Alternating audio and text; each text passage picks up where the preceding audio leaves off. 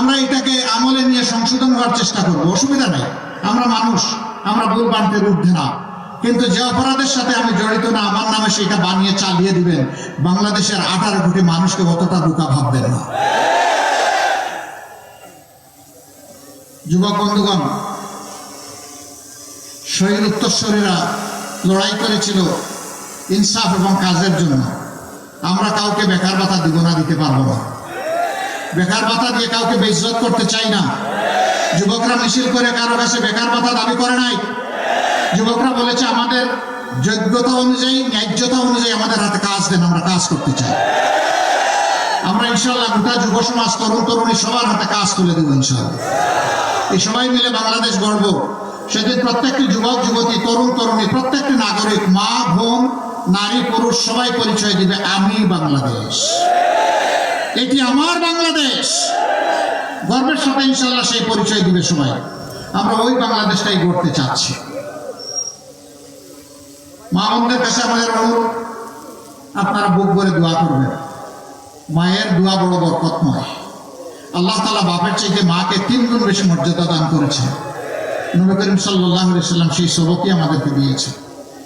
মায়ের জীবনে আমাদের প্রতি যত নিয়ামত, যত অবদান, একটা অবদানের শুকরিয়া সারা জিন্দগি চেষ্টা করলে আমরা আদায় করতে পারবো না।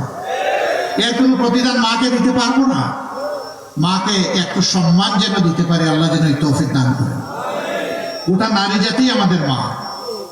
আমরা নারী জাতিকে যেন সেই সম্মানটা দিতে পারি। তাদের গৃহে চলাচলে এবং কর্মস্থলে তারা যেন শতভাগ নিরাপত্তা এবং মর্যাদা পান। আমরা ওয়াদাবদ্ধ। আল্লাহ আমাদেরকে তৌফিক দিলে তাই আমরা করব। যদি আল্লাহ অন্য কাউকে সুযোগ দেন, এই সুযোগ আমাদের হাতে না আসা পর্যন্ত আমরা লড়াই চালিয়ে যাব। এবং মায়েদের ইজ্জতের শতভাগ গ্যারান্টি, নিরাপত্তা এবং তাদের মর্যাদা না হওয়া পর্যন্ত আমাদেরকে কেউ থামাতে পারবে না। বলবেন তাইলে আমাদের কি হবে? এখানে তো সব পুরুষ মানুষ, ইনশাল্লাহ কেউ বাদ করবে। উন্নয়নের ব্যাপারে আমাদের সাফ বক্তব্য। 54 বছর যাদেরকে যত বেশি বঞ্চিত করা হয়েছে, আমাদের উন্নয়ন শুরু হবে ইনশাল্লাহ সেই জায়গা থেকে। যাদের কোনো মামু খালু ছিলেন না, লাল টেলিফোন ছিলেন না, সেখানে আল্লাহর বান্দারা ওখানে এসে জনগণের পরামর্শ নিয়ে ওখান থেকে উন্নয়ন শুরু করবে ইনশাআল্লাহ। মেহেন্দিগঞ্জ হিজলা শুধু না, এরকম বিচ্ছিন্ন পুরা ভুলাই তো বিচ্ছিন্ন। ভুলাকে বাংলাদেশের অংশ না? অবশ্যই অংশ। এই এলাকাগুলো কি বাংলাদেশের অর্থনীতিতে কোনো অবদান রাখছে না? রাখছে। তাহলে তাদের পাওনা তাদেরকে দিতে হবে ইনশাআল্লাহ। আমরা কারোর সাথে বেইনসাফি করবো না, এই ওয়াদা দিয়ে যাচ্ছি। নদীবাঙ্গনের দুঃখ গুছাবে ইনশাল্লাহ। এখন গুছায় না, বাজার ঠিকই আছে কিন্তু পেটের ভিতরে চলে যায়, নদীতে যায় না। তখন পেটের ভিতরে যাবে, জায়েজ হালতে কাজ করে, দায়িত্ব পালন করে, বাদ সঠিকভাবে দিয়ে, স্ল্যাব বসিয়ে, গ্রহণ তৈরি করে তারপরে খেতে হবে, এর আগে নয়।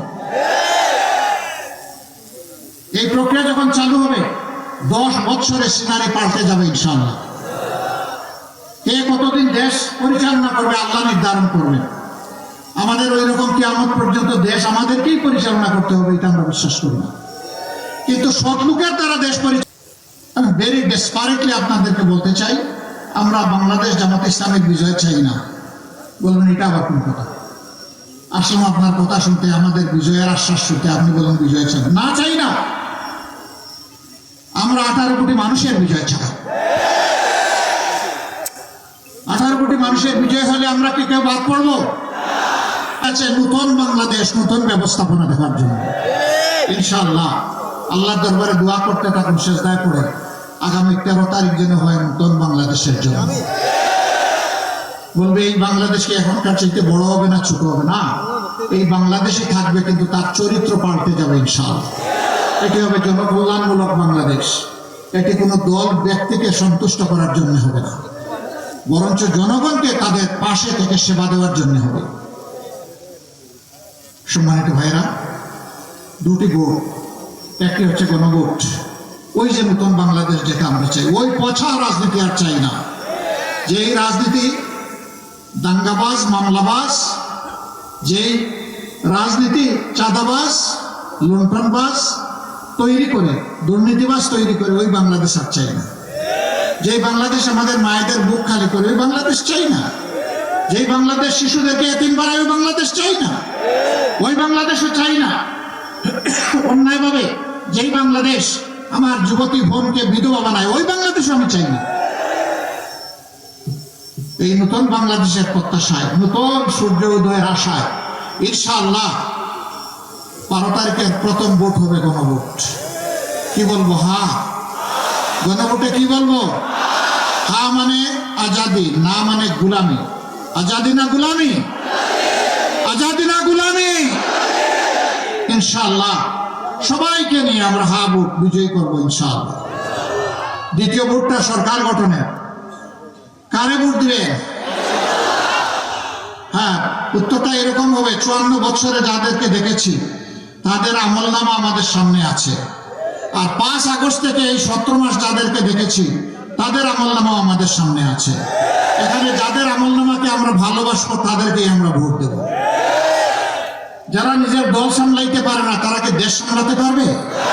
যারা নিজের দল সামলাতে পারে ইনশাআল্লাহ তারাই দেশ সামলাতে পারবে। বাংলাদেশ জামাতে ইসলামে চেষ্টা করেছে তার দলটাকে সামাল দেওয়া।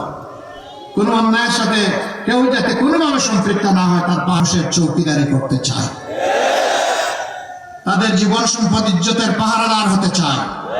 সে সুযোগটা আপনারা যদি দেন ইনশাআল্লাহ আপনাদের আস্থার প্রতিদান দেওয়া হবে আমাদের জন্য ওয়াজিব।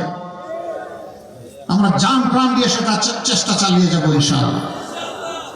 এবার আমি একে একে এখানকার 5টি আসনে, একটি আসনে ইসলামী আন্দোলন বাংলাদেশের সম্মানে আমরা আমাদের নমিনেশন প্রত্যাহার করেছি, বরিশাল 5 আসন।